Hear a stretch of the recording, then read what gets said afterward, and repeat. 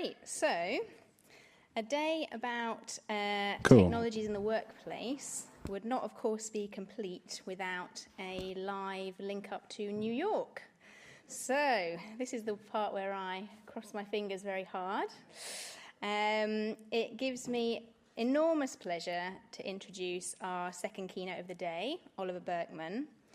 Oliver has authored a column for The Guardian for many years entitled This Column Will Change Your Life. And I must admit, it was actually only when I read his book, Help, that I fully understood the breadth and depth of his critique of self-help in this column. But it's always done with humour and a real genuine interest in identifying those techniques which might actually help. So, if we're able to transfer over. Oliver, I was absolutely delighted when you accepted our invitation to speak to us today, and I will hand over to you. Thank you very, very much, Rosie. I've got to do that thing where I ask, can everybody hear me? But I'm not sure what I can do if the answer is no, so I hope everybody can hear me. Yes. It's sort of weird on multiple levels. I'm very, very flattered to be invited to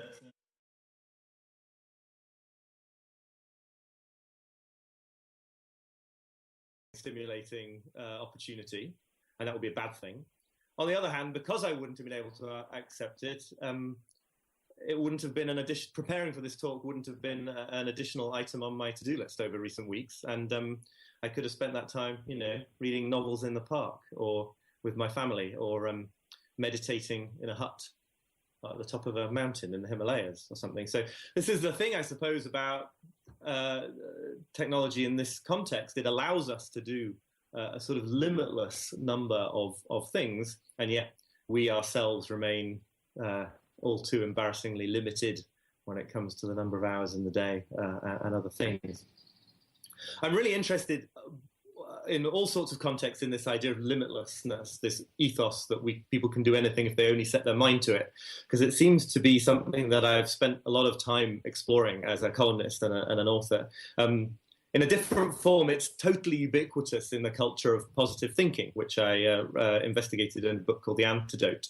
In that world, the message is constantly reinforced that with enough willpower, enough belief, any limitation can be transcended. Early on, when I was researching that book, I attended a motivational seminar in Texas in a basketball stadium called Get Motivated, with an exclamation mark in the name. The keynote speaker there was George W. Bush, who explained how relentless positivity had made his presidency such a resounding success.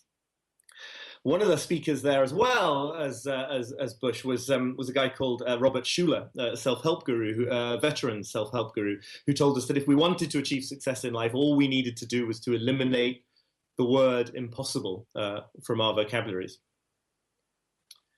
He was very insistent upon this, and then a few months later, I read in the news that the megachurch that he ran had filed for bankruptcy, and then a few months after that, the Get Motivated seminar series filed for bankruptcy as well, leading to the possibly cruel but amusing observation, in my mind anyway, that maybe bankruptcy was one of the words he'd forgotten to eliminate from his vocabulary.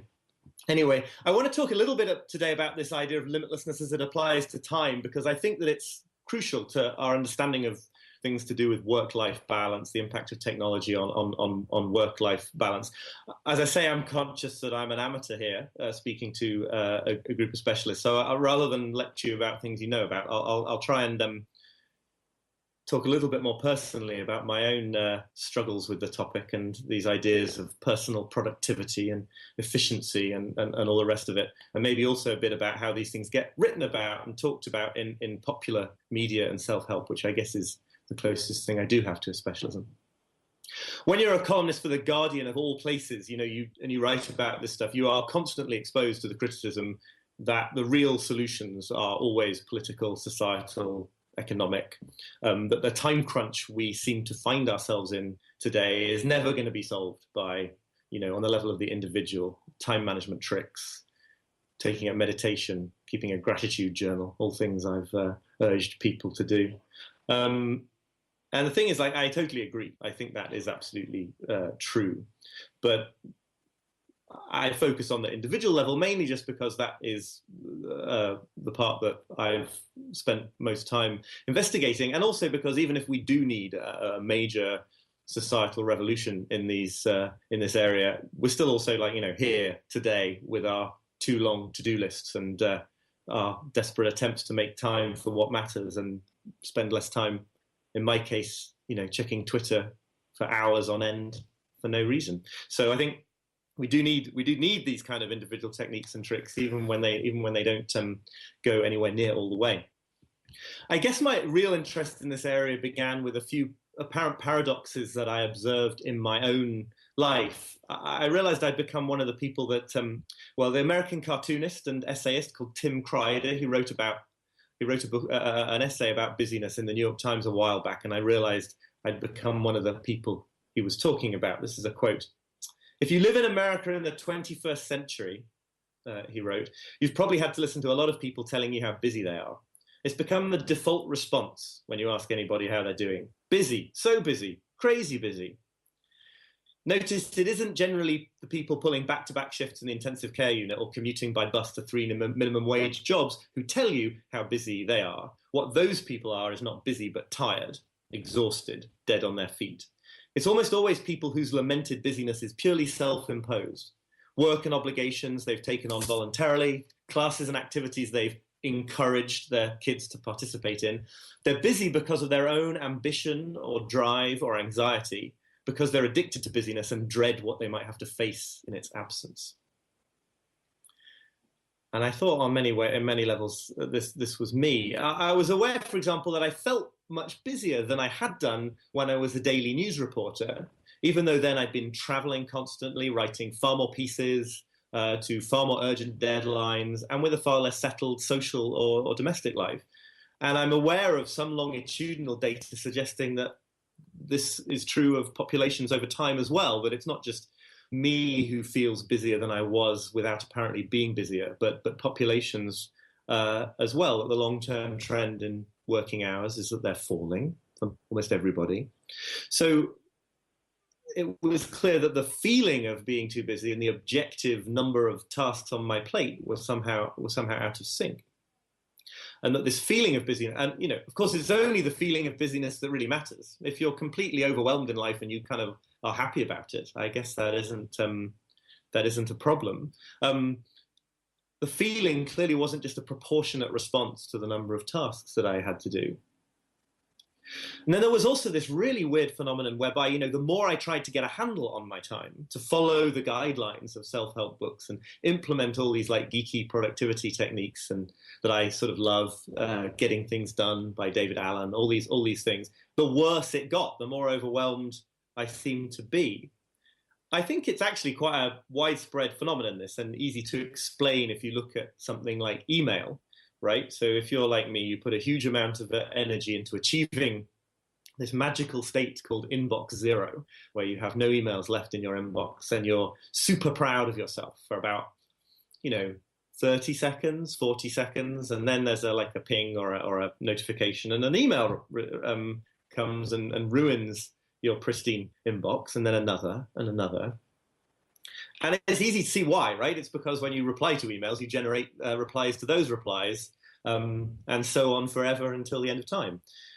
Whereas I expect you've had the experience that if you fail to respond to an email in which somebody is urgently soliciting your help with a problem, what happens is that, they find someone else to solve their problem.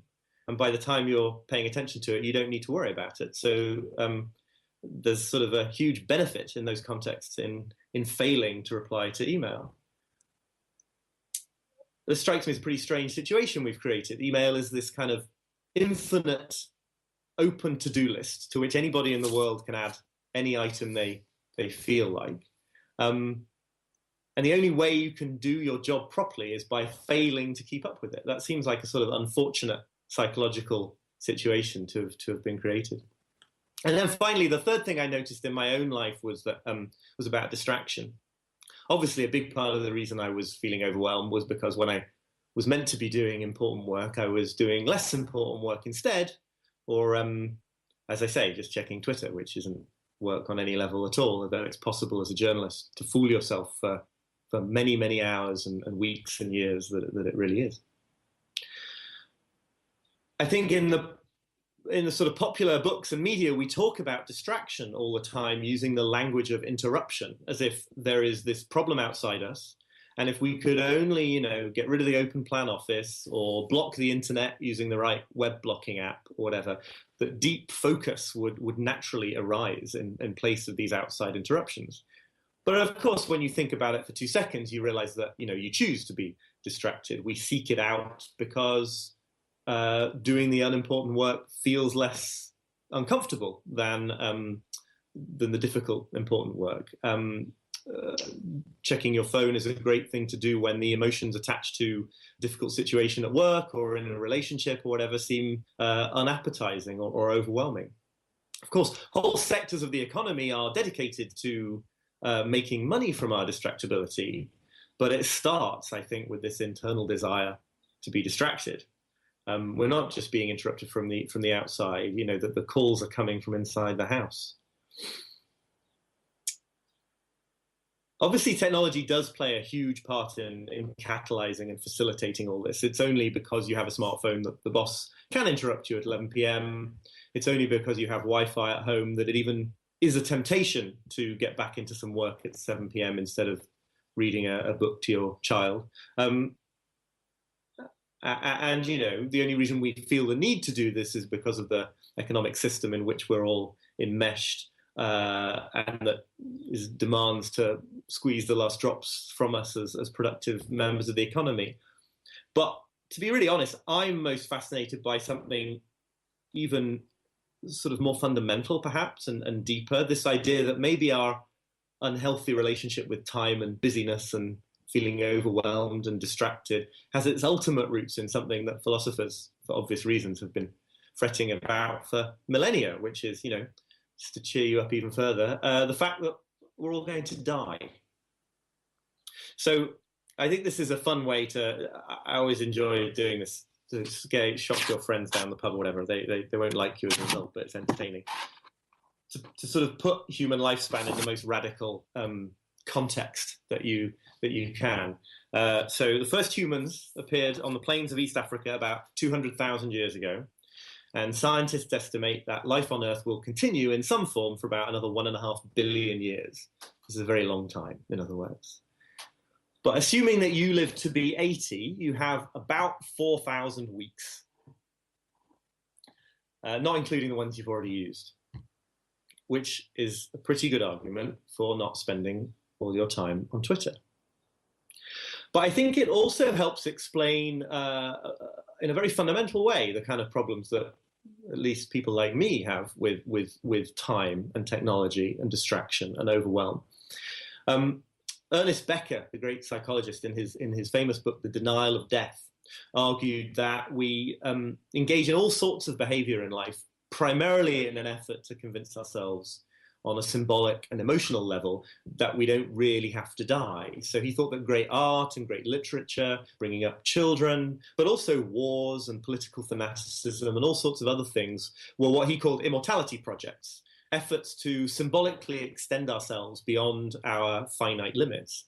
And I sometimes wonder if distraction and also busyness are a kind of low-grade immortality project, things that we do to deflect our attention from the truth of mortality and the fact that, taking that seriously would involve a very different stance towards how we use our time.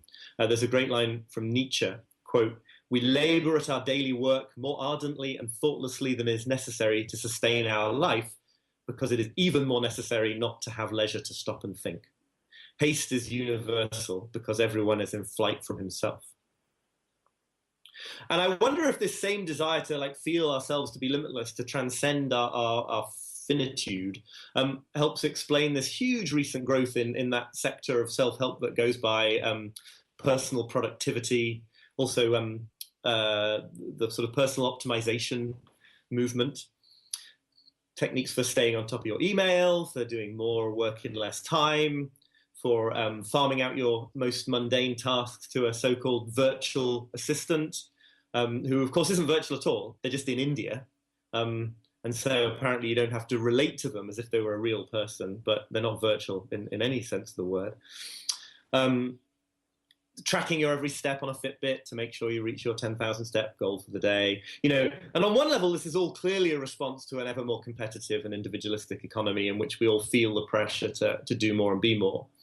But it also plays right into this conviction that, probably deeply subconscious, that if you could just find the right combination of time management techniques, if you could just organize your stuff in the right way and declutter your house following all the Marie Kondo's advice, and set up just the right system of goals and time management, task management, all the rest of it, that then you wouldn't ever have to make a trade-off. You wouldn't have to confront your limited capacities, and on some level, as a result, symbolically speaking, you might not have to die. You wouldn't have to face the truth of the matter that to do anything worthwhile with your life, you have to make the choice to not do an infinite number of other possible things.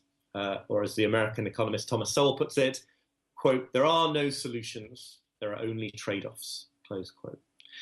Obviously, the personal productivity stuff is, it's the privileged end of this dynamic. It's airport bookstore self-help books, and lower down the socioeconomic ladder, this is stuff that people just feel, I think, imposed upon them from outside.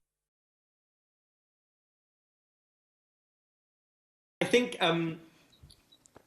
a major symptom and catalyst of this situation, it's not an original thought, but it really has struck me recently, has been this relentless instrumentalization of our attitude toward time.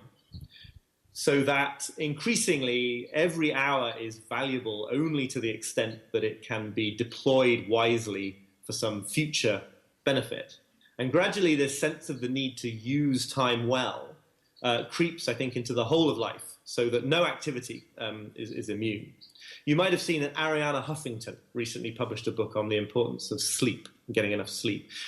And if you know about Arianna Huffington, your first reaction might be that this is fantastic, because this icon of the hard-driving culture of work and status and, getting people to write for the Huffington Post without paying them, how brilliant it is that this person has finally embraced the importance of rest and stopping and letting yourself be the limited human animal that you are. But then you find that it's mainly actually a book about the importance of getting enough sleep in order to become a better worker, in order to climb the ladder at work, to have a life in which you can transcend those limitations. We often talk about work colonizing leisure and domestic life, and what we usually mean is that technology means that the boss can call during dinner. But I think this restructuring of non-work time so that it feels like it has to be useful is probably even more damaging. You can't take a walk in the park in the same way you did if you're partly doing it in order to get your 10,000 step badge on Fitbit for the day.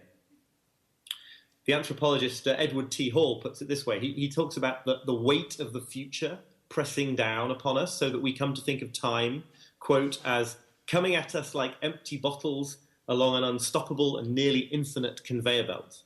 We feel pressure to fill these different sized bottles, the years, the hours, the minutes, as they pass, for if they get by without being filled, we will have wasted them. So yeah, I guess this is the part of the talk where I'm then supposed to suggest the solutions that will cure our time problems forever. And of course I don't have them. And many of them, as I say, have to do with labour regulations and politics and social change. I'm aware that there's a huge gendered component to this topic as well that I haven't even touched upon. But what I can do most usefully, I think, is tell you a few ways that I've recently tried consciously to change my relationship with time, and maybe there's something in there that will interest or inspire, or that you'll object violently to afterwards, or something like that. So firstly, I've tried to become much more aware in my own work life of this huge discrepancy between effort and output. How easy it is, in other words, to feel that a day spent exhausting yourself is a usefully spent day, when In fact, it's often the opposite. A scattered day spent leaping from email to email can be much, much more exhausting than if I spend 4 hours focusing on the book I'm trying to write in the morning and then go on a long walk in the afternoon. I am incredibly and extraordinarily privileged to be able to choose to organize my time in that way, for sure. But I think this confusion between effort and output is something that spreads far beyond feckless freelance writer types like me to workplaces everywhere. The behavioral economist Dan Ariely has this funny story about a locksmith he met, who, as he got better and better at doing his job, letting people back into their cars or their homes, found that they would complain more and more about his fees and tipped him less and less, because they wanted to see him sweat for an hour, instead of pick a lock in 5 minutes and then charge them the same as if it had taken him an hour. Even though, especially in the case of a locksmith, speed ought to be the thing that you really value. And I think we risk making the same mistake in what we ask of ourselves. Also, those we manage, if we're managers. I think workplaces ask it of employees. I suppose part of it is just the famous curse of presenteeism, needing people to be at their desks regardless. We measure ourselves again and again by the effort that we put in instead of the results we get out. You get this kind of deep sense of virtue if you get to your couch at the end of the day and you feel absolutely wiped out. And it doesn't actually follow that you spent those hours in a useful way at all. Secondly, I've worked on seeking to rediscover some sense of rhythm in my relationship to time. I think we have this tendency, others have written a much more advanced way about this than me, but to think of ourselves and our bodies using the metaphor either of a machine in the Industrial Revolution or a computer in the digital revolution. In both cases, if you want more output from one of those things, what you do is you drive it for more hours.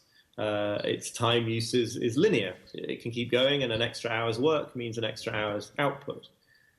But of course, humans aren't like that at all. There's a huge and growing amount of evidence, I think, from various real-world experiments that it's simply better for people, absolutely, but also, if you want to know, for the corporate bottom lines, for people to work shorter hours, not just that they are more productive per hour, but that they are more productive in absolute terms.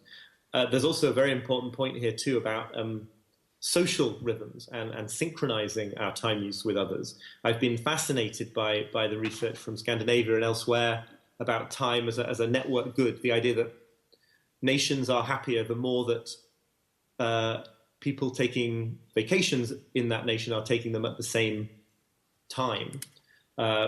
I don't know whether that's because you don't have to worry about emails piling up in your absence, or whether it's, you don't have to worry about colleagues trying to steal your job, or it's just because the family and friends that you would like to visit while you're on holiday are more likely to be on holiday too.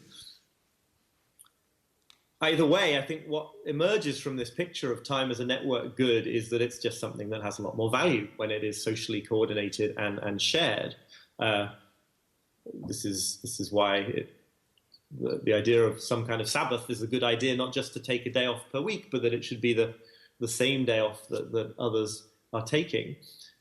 I think we've come to elevate as a cultural value this idea that the highest form of freedom is the freedom to use your time individually exactly as you wish, so that the sort of ideal life, as portrayed to an extreme degree in that book, The 4-Hour Work Week, that you might be aware of, is to be able to run your startup business from a laptop on a Caribbean beach. You can be where you want, you can be putting in the time you want, and there are no limitations.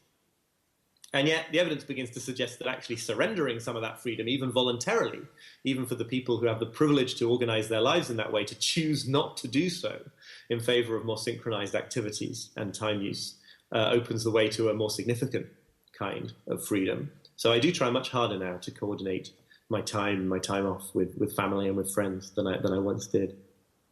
And finally, I've done something which people who know me personally would think was just completely terrifyingly radical and report me to for psychiatric examination, I think, which is that I've essentially stopped using a to-do list. It's hard to explain what a big deal this was for a time management geek like me. But what I was finding was that when I let myself keep this unlimited, open-ended list of all the things I needed to do, which is a key part of the advice in very respectable systems like Getting Things Done, the book by David Allen that I mentioned, just capture everything, just make sure everything is written down. I realized that it just fueled this fantasy of being able to do everything, because it's incredibly easy to write an item on a list. Much, much easier than it is to actually do the thing that you've written on the list. So I found myself taking on far too many tasks.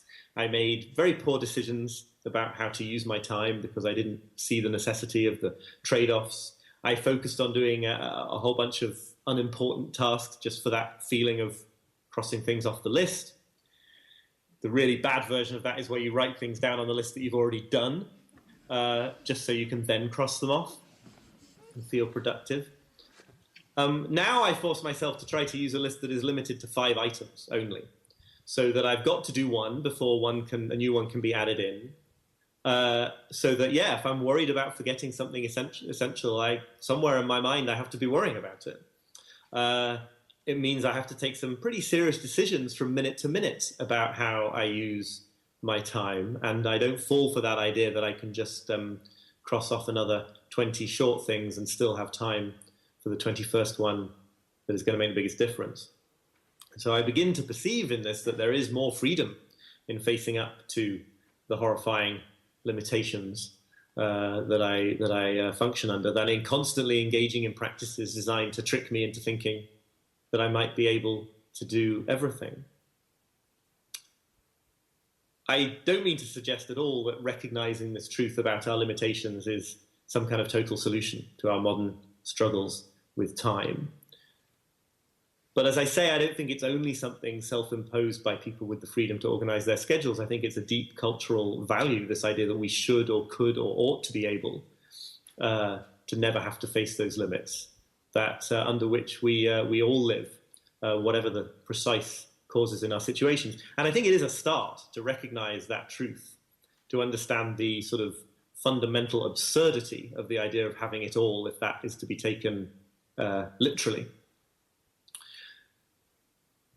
And just, recognizing that this idea that nothing is impossible, that anything is possible if you put your mind to it, that recognizing the falsehood of this is a good start. I know that I don't expect there's anybody in the room who would have gone into this thinking that what they tell you from the stage at motivational seminars in Texas was something wise that ought to be listened to. So that's not news. But I think that the ethos of it, in a much less sort of seemingly absurd ways, is probably deep in all of us and in our society, even among people who would never give a moment's seriousness to Robert Schuller pacing the stage and telling you to eliminate the word impossible from your vocabulary. Just another funny example of this that amuses me to close with. At a different motivational seminar a few months back, and actually it's happened since I drafted this talk again at a motivational seminar here in the US. Anthony Robbins, the very famous self-help guru, did what he often does, which is he asked attendees to walk barefoot over hot coals using only the power of mindset. It's to prove to themselves, in other words, that you can do anything and be anything and transcend the ordinary limitations of the human with, if you only put your mind to it. And what happened on the occasion that I'm talking about here, but also I saw in the news, I think yesterday or the day before, is that about 20 people who did this had to be hospitalized because they had burns to their feet. Because what happens when you walk barefoot over hot coals, if you don't do it exactly correctly, is that you burn your feet. By the way, when it does work, and it does work a lot, it's just because coal is a poor conductor of heat, so that, just as long as you're very quick, the heat doesn't reach it. If you did it over hot metal or something, it would be absolutely awful every time. And at that time that I'm talking about, there was a local fire chief, it was in San Jose, who told a reporter, quote, "We discourage people from walking over hot coals," which, if I can communicate one genuinely useful piece of life advice from this talk, I think it might be that. And the wider and probably more substantive point that maybe the power of mindset or of a cultural insistence on limitlessness isn't enough, and that maybe eliminating the word impossible from our vocabularies isn't the way to manage an infinite number of accomplishments in a radically finite life. Maybe we can't do everything or even almost anything in the course of 4,000 weeks, and maybe in the end that's actually completely okay. So thank you. That's what I had to say. Thanks very much. Thank you very much, Oliver.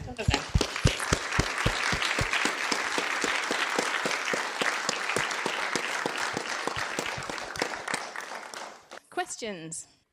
Hi, thank you for that extremely stimulating talk. I'm from Manchester. Manchester's now got a large amount of money to become a verve city and use technology to enhance people's lives.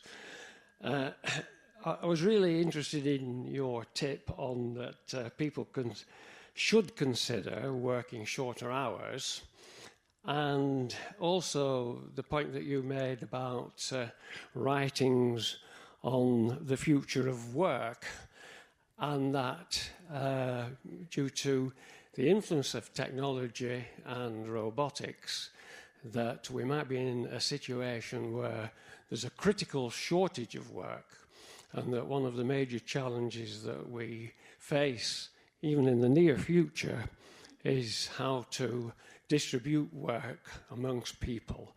And I feel that in this sort of scenario, we need to accept the important role of the state in such major issues. And perhaps feeling busy and distracted prevents us really from considering the important role of the state in enhancing well-being. And that in many ways, this is a reflection of American culture, which could only get worse if some people in America become president. Hopefully in this country, and I'm a momentum supporter and a strong supporter of Jeremy Corbyn, and I think in this country there is hope because he could take us forward. Thank you. Thank you for your question. Yeah, I mean, there's lots of wisdom in that, especially the part about Donald Trump that is. Yes, I don't even want to speculate what happens in that eventuality. It makes me too distressed. I think that, I mean, as I say, this is. I think that a lot of what you say is true. And falls outside my expertise. I think one thing I can speak to, I guess, is that yes, there is this relentless individualism in the way that this topic gets talked about, and I've sort of committed that fault today as well, although hopefully in a slightly more self-aware way than some of the books that cross my desk.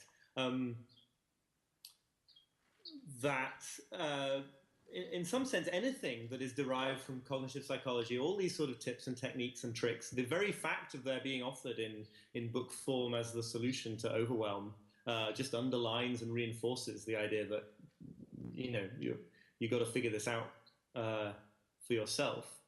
And clearly there are pockets of society and people in relatively privileged positions where this enables, levels of fulfillment that in work that were not previously possible. But it's clearly all part of a move towards a sort of relentless individualization of those ideas. Positive thinking is full of this too. This implication basically that if you have financial problems, it's because you weren't thinking positively enough. I mean, I'm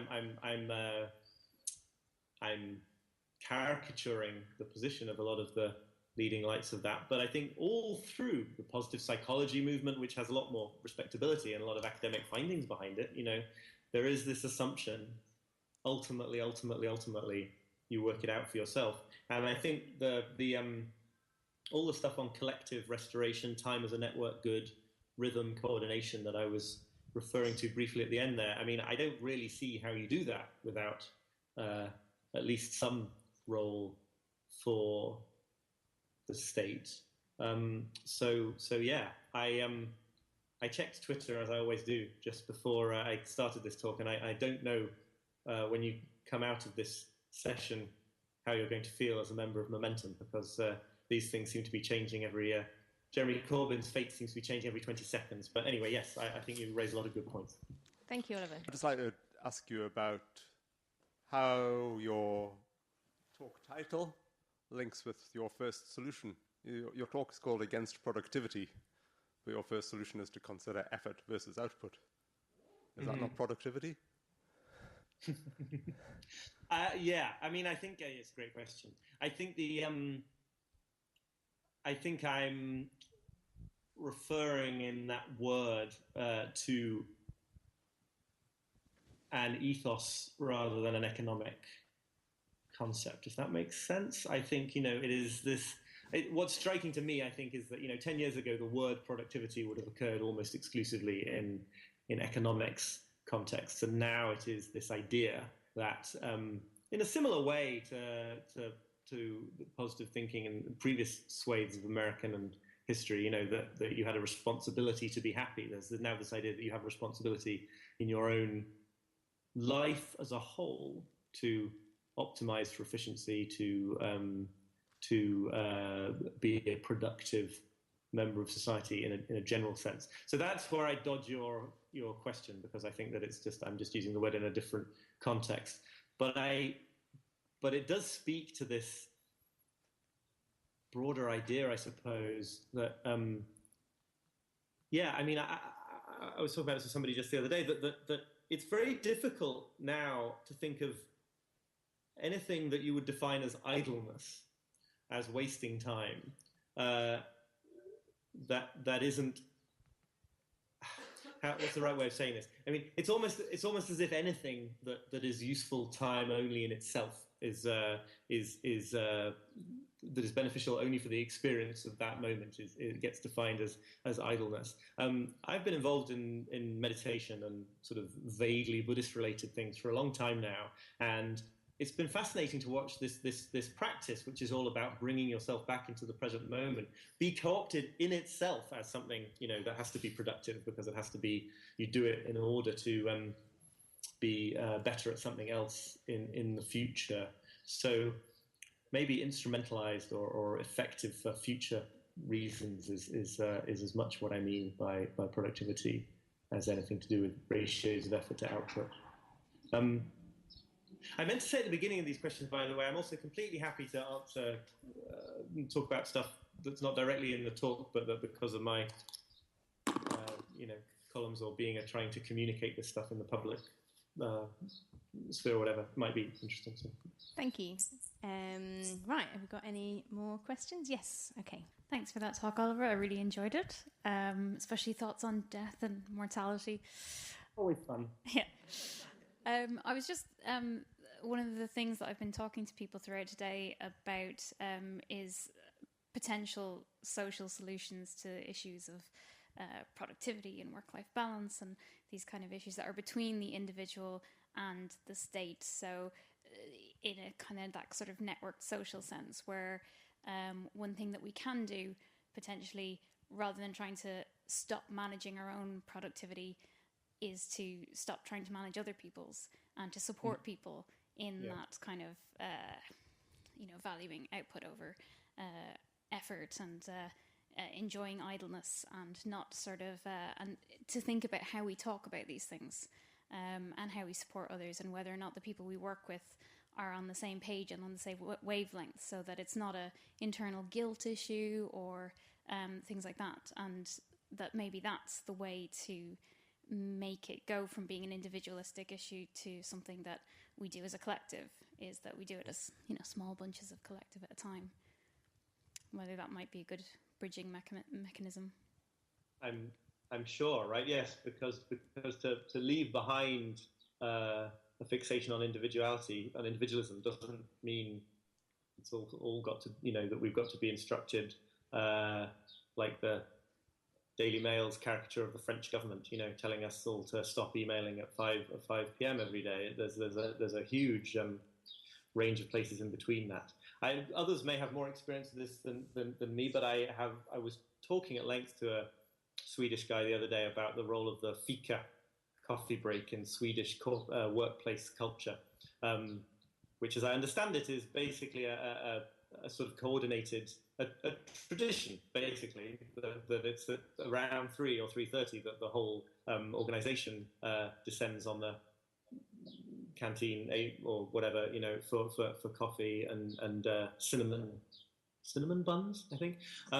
So this is a collective idea. I don't think it's usually imposed by any sort of corporate rule or anything, but in those spaces, people get to drop their strict hierarchical roles, and the chief executive gets to chat to the janitor, basically, as a way of understanding a far better way of understanding organizations and their role in the community than when people remain siloed. I don't know if that's exactly the same point. It just struck me as a kind of, this is something that emerges in certain cultures.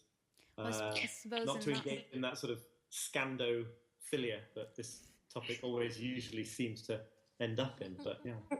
I suppose it's to do with like collective permission for idleness. Right, and I believe, maybe I'm just a terrible optimistic sort of centristy person here who thinks we can all get along together, but I believe that there's enough evidence to suggest that this is compatible with, running a profitable private business, that this is not, that this doesn't have to be completely forced upon a market economy, against against market incentives, because it seems that isn't what the research seems to suggest, but maybe I'm just a naive optimist, which is an increasingly bad thing to be, evidently, from the news. Right, we've probably got time for a couple more, if anyone's got any last thoughts. I'm kind of forming this as I go, but I read an interesting blog, I can't remember who by, unfortunately, a while back, who was basically trying to make the connection between kind of the rise of convenience foods, or kind of our convenience culture that we live in, and how our kind of increasing 9 to 5, 9 to 6 culture, our increasing work hours feed into that whole market for convenience foods, because we have less time to cook, we have less time to enjoy our time. So we look for everything like Netflix, we look for convenience films, we look for convenience shopping online. And I don't know, just if you have any comments on that relationship. Thanks. Yeah, I think this is so fascinating. It's such a fascinating area. It makes me think of two quick things. One is I suppose about acceleration. I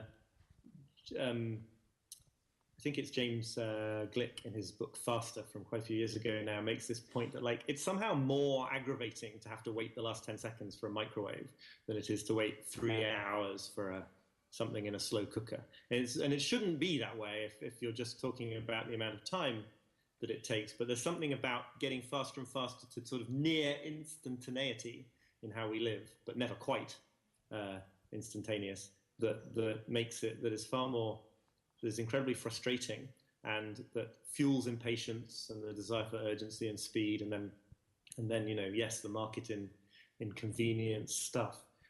The other thing is, and this doesn't happen anywhere near often enough, but if you see someone who, I was staying with some friends the other day, if you see someone who's completely in command of a kitchen, like it's just in their blood to throw together a meal in the evening, it doesn't take them longer than it takes to put a TV dinner in the microwave. There is this kind of sense in which that convenience stuff it's part of some sort of de-skilling process, right? Where we don't get the time to learn at our parents' knees how to throw 3 ingredients together into a delicious dinner.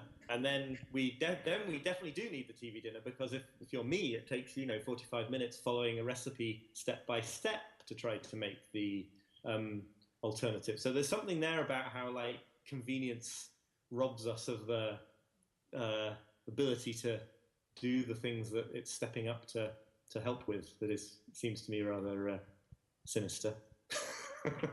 Yes. No. Again, no solution. Sorry about that. Can you spot a pattern? Okay, we've got one last question at the back, Chris.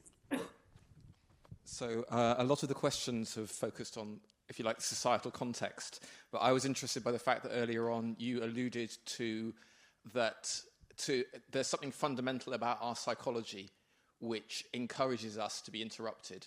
And you've also spoken about your meditational practice. And what I'd like to know is if you find any insights or practice, let's put aside the fact I'm asking instrumental questions about your meditation, but if you find anything that comes from your meditation that supports you in the way you engage with the issues that you've spoken about in the talk, in your day-to-day kind of dealing with what gets done. Absolutely. I mean, completely. And I can make all the snarky comments about the instrumentalization of meditation that I like, but it's at least part of my reason for doing it that it makes the rest of life better. It will be a strange use of my time, I suppose. No, I'm such a hypocrite to do otherwise. I mean, firstly, and this is well attested to, and probably no surprise, I think some sort of executive control over attention seems to be improved by it. There is some kind of attentional muscle that is worked by meditation, such that I have a little bit more attentional sort of strength to not be dragged away by things that are more pleasant, but less useful. Days just do seem to go better in terms of focus and single tasking and remembering what matters when I've done a few minutes in the morning. Not unbrokenly or anything, but that does seem to have an effect. Secondly, there's this kind of idea in Vipassana meditation that I've been particularly involved in, that you sort of come to see thoughts, emotions, physical sensations in this kind of radically egalitarian way, right? So they're just things that arise. They're not. You don't necessarily give any one of them more credence than any other. And this is very useful just for seeing the discomfort that arises, emotional discomfort that drives you into distraction or that sort of hypnotic state of social media or TV watching to sort of get rid of those emotions. Because one of the things you very quickly notice is it's not usually on a day-to-day basis going to be the sort of deep distress. It's just going to be very mild discomfort, which apparently is sufficient to push me into those kind of rather soporific activities. So just being able to sort of objectify emotional and thought, mental activity in that way through Vipassana meditation has been very useful as well. Great. Well, on that note, I think we should give Oliver another round of applause for a really thought-provoking and amusing talk. Thank you very much.